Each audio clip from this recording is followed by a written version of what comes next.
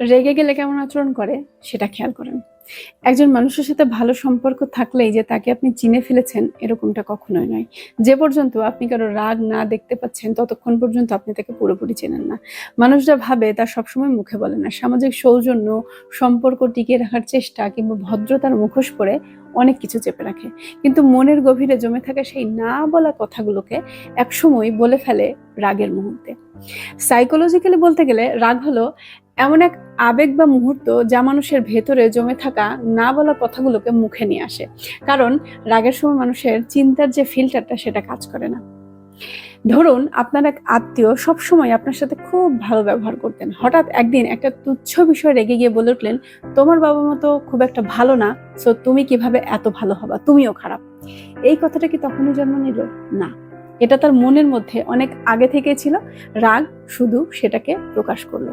একজন প্রেমিক তার প্রেমিকাকে সবসময় বোঝায় যে সে কতটা ভালো, কতটা সম্মানীয়, কিন্তু একদিন রাগের মাথায় বলে ফেললো, তুই না থাকলে আমার ভালো হতো জীবনে, তোর জন্যই সবকিছু নষ্ট হয়ে গেছে। এই একটা বাক্য বুঝিয়ে দেয় সে মনে অনেক দিন ধরেই একটা অভিযোগ পুষে রেখেছিল। মনোবিজ্ঞানের ভাষায় রাগ কেবলই মুহূর্তে একটা উত্তেজনা নয়, বরং ভেতরে জমে থাকা বিকট একটা প্রকাশ। তাই রাগের সময় মানুষ আসলে নতুন কিছু বলে না, বরং পুরনো চিন্তার মুখোশ খুলে ফেলে।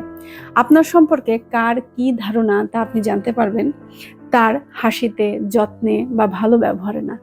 বুঝতে পারবেন তখনই যখন সে আপনাকে রাগ দেখাবে, কারণ তখন সে মুখের ভদ্রতা ভুলে গিয়ে সঞ্চিত বাস্তবতাগুলোকে প্রকাশ করে।